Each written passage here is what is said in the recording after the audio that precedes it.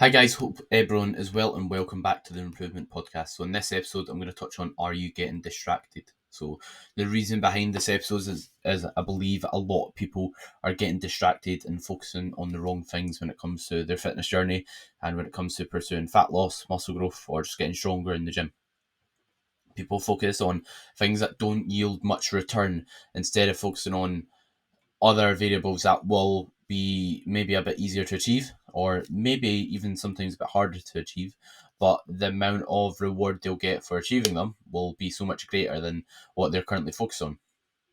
So I believe some of the areas people are focusing on simply aren't relevant to them at the current moment of time due to maybe their experience, due to their consistency as a whole. And it leaves you basically putting your energy into things that won't yield return, meaning you won't get the return for your investment. You'll be putting a lot of effort into something without getting much benefit from it. And it will also just give you more things to stress about. If you're stressing about very minute details, when you're not hitting the basics, then what that will basically lead to is you just having more stress on a daily basis, which will not do you any good and won't be valuable at all. So it's about focusing on what's going to give you the most return at the end of the day. And what I'm going to touch on first is basically the basics outside the gym that matter most. So basically, what will influence your body weight, if you don't already know, is energy balance. So how much calories you're taking in and how much calories you're taking out. First of all, we're going to touch on how much calories you're taking in. So when it comes to if you're trying to bulk or lose body fat, what matters is how much calories you're eating. That will dictate how much, or that will dictate basically what your body weight does more than anything, more than if you're having a lot of protein or if you're not having a lot of protein. If you are, let's say, eating a ketogenic diet, a vegetarian diet, or any other diet, it doesn't really matter as long as you're eating enough calories to gain weight or a little enough calories to lose weight. That's what's going to determine what your body weight does. So that should be your focus. So regardless if you're eating healthy, that doesn't mean you're necessarily going to lose weight. There's a difference from eating healthy and eating foods that are gonna, or not. Yeah, there's a difference between eating healthy and eating little enough or enough food to lose or gain weight. So they're two different things. Obviously, it is good to eat healthy. There's benefit to it, but it's not going to directly cause you to lose weight because you can eat healthy but eat a lot of calories. For example, I'm currently eating what I'd say is my diet right now on a daily basis. All of it is healthy, I'd say, but I'm also eating 4,400 calories. If you put someone who's trying to lose weight on that, they'll probably gain a lot of weight because it is quite a lot of calories. So that shows you it's not just about eating healthy foods, because if it was, then I would be getting leaner right now, whereas I'm not. I'm putting on body weight. It's about how much calories you're taking in and how much calories you're expending. An analogy I like to use with clients is imagine a fire. Imagine putting more fuel onto a fire, so chucking more wood onto a fire. It's going to encourage it to get bigger. Same applies if, let's say, you're, let's say, eating more calories than you're burning. It's going to encourage you to put on body weight. Whereas if, let's say, you're eating less calories than you're burning, it's going to encourage you to lose weight. So that's what ultimately will matter most. That's what ultimately will make a change in your body weight. And in terms of like what else to focus on with your nutrition, so we've kind of established that what matters most is eating enough calories to lose or gain weight. What also matters, and something I recommend also focusing on, is how much protein you're having. The reason being is having an appropriate amount of protein is super valuable if your goal is to improve your body composition. Because, or if your goal is to, most people believe or think their goal is to lose weight, whereas realistically, their goal is not to lose weight. They don't, the number on the scale doesn't matter a ton. It's how you look visually is most people's goals. It's how they're looking in the mirror. That's what people ultimately want to achieve, a better visual look. So as a result, it doesn't really matter if you weigh such and such weight or another weight. What matters is how you look, and what's going to influence how lean you are, how toned you look, how much shape you have. It's how much muscle you have, and having plenty of protein will help you achieve that, because basically muscle is made up of protein. We need those amino acids, which are basically the building blocks of protein, to build new muscle. So if we aren't having them available, then we've not got the building blocks of protein available so that we can build new muscle. As a result, we will only be able to improve how we look visually through weight loss. And the problem with just purely focusing on weight loss and not focusing on what's happening in terms of muscle mass is because when you lose weight, and if you don't focus on weight training or eating enough protein, you can lose muscle mass as well. And when we have less muscle, we burn less calories. We also don't visually look as good. We don't look as lean as well because we've not got as much shape and we don't look as toned. So yeah, basically the two basics I'd focus on with your nutrition is nailing your calories, having the appropriate ones for your goals, and also consuming enough protein. The only caveat to that is when we eat healthy, that will encourage you to eat little enough calories if your goal is weight loss. And it is generally good to eat foods that are good for you and foods that are going to be nutritious. It's overall going to be a good thing, a positive thing, regardless if your goal is to lose fat or gain muscle. I'd still recommend doing so. So make sure that is something you're trying to do, regardless if you are like purposely losing weight or gaining weight, trying to eat relatively healthy. They're good places to start. And like I said, what controls what your body weight does is if you're eating little enough calories to lose weight. If you're in a calorie deficit through eating less or moving more. So fat burners or anything else that you think can encourage fat loss is going to have minimal application. It's going to have minimal effect if you aren't already ticking the box when it comes to making sure you're controlling your calorie intake. It's going to do close to nothing. So something else to take into consideration when it comes to your energy balance or when it comes to how much calories you're burning, it is how many calories you're burning. That's something else that matters. So we focus on how much calories we're taking in through our calorie intake. We should also focus on how much calories we are kind of burning through our activity. So especially for dieting, you want to kind of have the awareness of how much calories you're burning, because if, let's say, you're eating on a daily basis 2,500 calories to lose weight, let's say one day you are doing 10,000 steps, the next day you're doing 1,000 steps. The first day when you're doing 10,000 steps, that could be enough activity for you to lose weight. Whereas the second day, if you're only doing 1,000 steps, then you could actually be in a surplus or at maintenance, which means you're not going to be losing weight that day. So to continuously make sure we're in a calorie deficit, or to basically ensure we're going to be losing body fat, we want to make sure that we are considering our expenditure on a daily basis. Also, like having a step goal is a great way to do so. So just having resistance training in place with a step goal, or cardio could be another form, but I prefer step goal because it's not as strenuous, it's a bit easier to do, and it's a bit more sustainable as well. Which is something obviously super important, is consistency. So yeah, make sure you have a grip on how much calories you're burning through exercise as well. You don't need to know the exact number. All you need to know is where it's currently at. For example, you don't need to know if doing 10,000 steps burns 100 or like such and such amount of calories. What you need to know is, right, I'm currently doing this much expenditure, I'm eating this much calories, I'm training this much times a week. And then if you're not losing weight or you're not gaining weight, you know you need to change something. For example, if you are trying to lose weight, you know you need to eat less or do more expenditure, or maybe even push up expenditure through an extra training session in the week if that is possible. And something else that matters outside the gym is just sleeping well and managing your stress. So this is going to affect your recovery and your ability to build muscle mass. Because when we're sleeping better, we will perform better, we will build more muscle. And also, as well as that, it's shown that when sleep's improved, that we have a better likelihood of retaining muscle mass and losing less body fat, which is something obviously super important for people wanting to improve their body composition, because like I said, the more muscle you have, pretty much the better in regards to your visual appearance. And managing stress will affect your ability to have quality sleep at night, so we want to make sure that is something we are controlling. If we are not controlling our stress, then we will have poorer sleep, our digestion might be poorer, and our overall quality of life will be poorer. And see, if we're in like a really stressed state due to not managing our stress, we're going to be less likely to hit your goals. You might even overeat on calories if you're trying to diet, because not a lot of people talk about this, but why are you overeating? Why can't you stick to your calorie goal? Is it just due to not having discipline? Maybe partly, but could maybe managing your stress better so you don't eat as a coping mechanism be a good way or a good route to go down? Or could you potentially find another way to promote promote you like managing your stress effectively. So that is something to consider. And in terms of what I'm next going to touch on, it's what else matters apart from how much calories you're eating, how much calories you're burning, how much protein you're having, and sleep and stress. They're kind of like the main things to focus on outside the gym.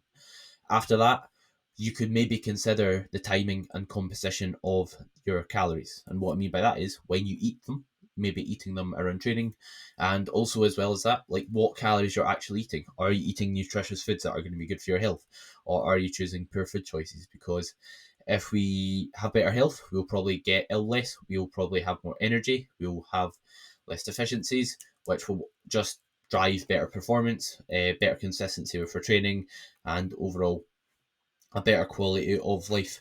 So what I'd recommend is just it doesn't take rocket science to eat healthy. Try and have your 5 a day. If you can't pick it, kill it, or grow it, don't eat it. And what I mean by that is, it's like if the food is processed, it's probably not as good for you as food that isn't processed. And not that as soon as food's slightly processed, it's necessarily bad for you. But what I'm saying is the bulk of your diet probably shouldn't be things you can't grow, kill, or like plant or whatever. I think that's the saying. Like think about it. What's going to probably fill you up? A chocolate bar or a bit of fruit? What's going to probably be better for your health? A steak or some protein pudding you get at the shop? So having just whole foods that aren't that processed, will usually put you in at a better spot. And something I recommend trying to focus on.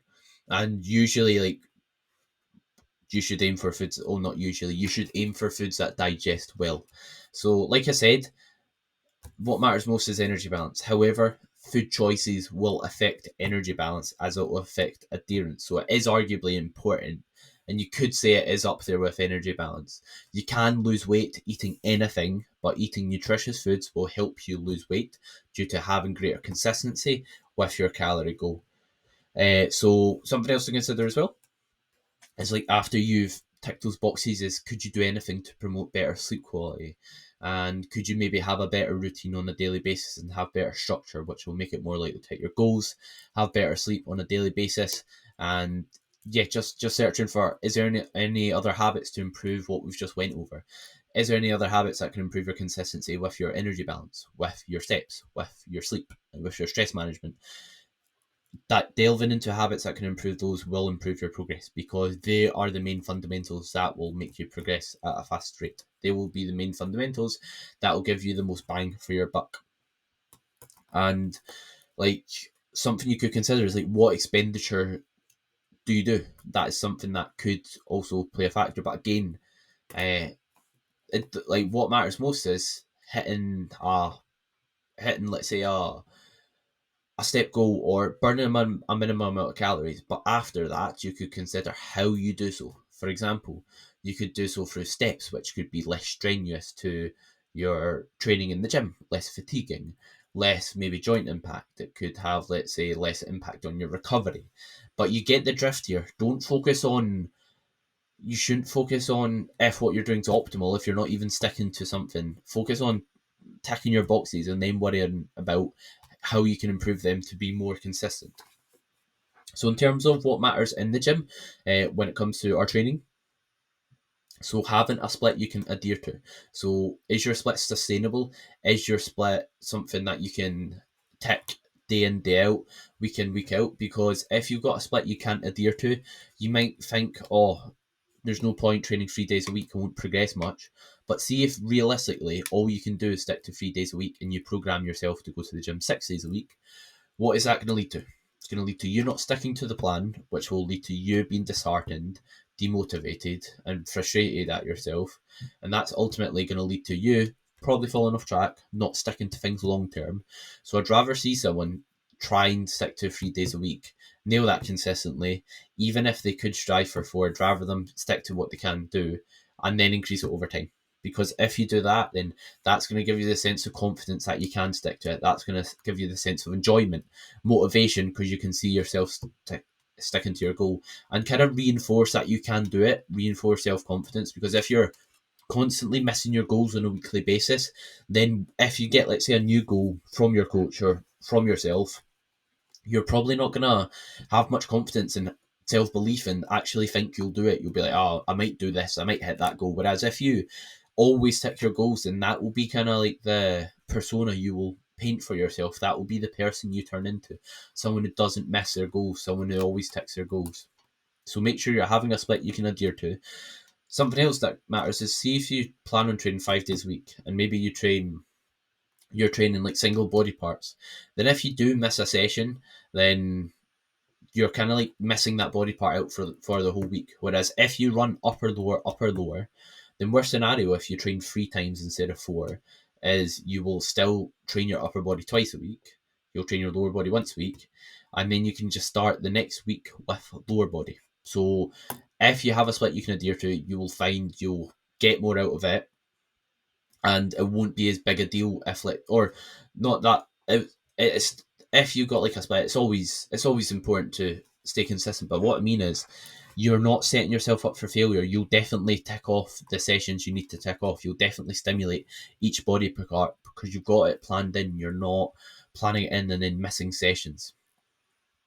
And in regards to what else matters, it's just training hard and consistently over time. So we want to have a split we can adhere to. After that, what matters is effort and doing that consistently. So what just stops a lot of people progressing is how much effort they put into their sets. You can have what looks on paper like a suboptimal training plan, but see if you just train ridiculously hard, you can kind of compensate for a lot of mistakes you make with your programming in your training program. I'd rather have a client that comes to me who trains ridiculously hard than one that maybe goes to the gym every single session, let's say 365 days a year, but puts in not a lot of effort at all. I think the person who maybe misses a session now and then, but trains ridiculously hard, like their life depends on it, they're going to make more progress. And you shouldn't be afraid to push yourself in that manner. If you're controlling your movements on the way down, if you're using good form, then you'll be safe training to a close proximity to failure. Just make sure you're not doing so past where you can get a form breakdown. Stop just before you have a breakdown of form on exercises where that could potentially happen. And of course, once you've got a split you can adhere to and you're training hard and consistently over time, just focus on getting stronger session to session. If it's adding a rep, if it's adding a bit of weight, but if we just repeat that process week in, week out, that's what will simply build muscle. So once you've nailed those, which is having a split you can stick to, training hard and trying to get stronger, then you can pay attention to other things. So things like execution. What's your arm path like during your movements? Are you using a appropriate range of motion? Are you bracing during your sets? And what I mean by that is, like, how's your arm path? Have you got your elbow tucked slightly during pressing? Have you got the correct arm path to target what bit of your back you want to target? How's your stance when it comes to training your legs? If you're trying to train your quads, you want your feet nice and low. Things like that. Are you taking your movement through as large a range of motion as you possibly can? And the reason why is we build muscle best in some movement or for some body parts in the stretch position. So if we're not visiting the stretch position, then we're kind of getting or not maximizing how much muscle we can be building. Are we also like pausing and controlling our movements? Are we dive bombing down and not controlling the changes of direction? You might get away with doing so now, but once you get stronger and stronger over time, like that will eventually catch up with you and you'll eventually run into aches and pains and niggles. Whereas if you control your movements, control the change of direction, and you've got control over the weight you're lifting, then you'll be much safer in the gym. Are you bracing, which means taking like a breath in through your stomach and like holding that breath during movements? That's what you can potentially consider doing to get more out of your sets. And also, how are you structuring your sessions? Are you structuring them in a logical manner with the exercises or the movements, or movements that train the body part you want to progress the most at the start of the session? Or are you just doing it without much care and focus? And are you having a split that suits your needs and your goals? Meaning, are you having a split that suits what you want to achieve in the gym and is tailored to yourself? For example, if your priority is training or bringing up your arms and shoulders, but you train them once a week, then that's probably not in line with your goals. You could probably train them a few more times a week, so that when you get in the gym, you're fresh and you can make the most of the work you're doing for that body part, and you're not just putting all your eggs in one basket and kind of putting your muscle growth in the hands of one session. And also, how much volume are you doing? Are you doing an appropriate amount of sets? Are you doing too much sets? That's something to consider. And you'll kind of find this out. Like, if you're doing too much sets, like the quality of your work is dropping, or you're not recovering going into the next session, then you're probably doing too much. If you've got no soreness at all and you don't feel a bit battered after your session, and you're recovered the next day 110%, you don't feel like your legs are tired after training legs, and you're probably doing too little sets and you can probably get away with doing more. So, yeah, make sure that you are taking all that into consideration once you nail the above. Some things you definitely don't need to focus on is, and you should probably ignore the first year of two of training, is stimulus to fatigue ratio. You're not strong enough to worry about how fatiguing movements are because you've not built that foundation that requires you to worry about fatigue. You don't need to worry about kind of like biasing different divisions of muscles. And the reason being is you don't have a lot of muscle anywhere. So you should just focus on getting strong, and you probably, like, if you, like, I see it all the time, people pick like a single arm lat pull down with good intention, which I can appreciate. But like it's such a trend now. They'll pick that movement, they'll try and perform it, but they won't even be targeting their lats while performing it. So you've kind of defeated the point of the exercise. The point of the exercise is to bias and target and isolate your lats. But 99.9% of beginners that go in the gym and try and do so, they don't even target their lats effectively. So they might as well just jump on a standard row machine, get a close grip attachment, and perform a row with good form with a lot of effort instead of doing that exercise ineffectively. And you don't have to worry about training too hard. You probably don't train hard enough, which is common again for 99% of the beginners in the gym. And you don't need to worry about getting lean in your early years, unless you have a lot of body fat and that's why you're training. Don't worry about staying lean. Focus on just getting stronger and building as much muscle as you can, and you'll you'll thank yourself after a few years of training. You don't need to worry about having organic or grass-fed foods, especially if you aren't sticking to your calories or your protein, or you aren't having structure. Then that does not matter at all, really. And you don't need to have every supplement under the sun, especially if you can't train hard and effectively and you can't nail your nutrition. Then having supplements won't do a lot of good. So, obviously, I do make other episodes on certain topics. They do matter. However, it's context dependent. If you don't stick to your training and your nutrition and you sleep poorly, then it doesn't matter how you train your back. What matters is you're not even training back effectively, consistently, if that makes sense. So it's kind of about nailing the big fundamentals, like your nutrition, like your step goal if you're dieting, especially, like training hard and consistently over time, and then worry about smaller minute details. I might make a episode on what you don't need to focus on, because I'd like to actually expand on those topics, because I think it would be quite a good episode and valuable. But hope you took value from it. Hope you enjoyed the episode. Thank you very much for everyone who listens. I really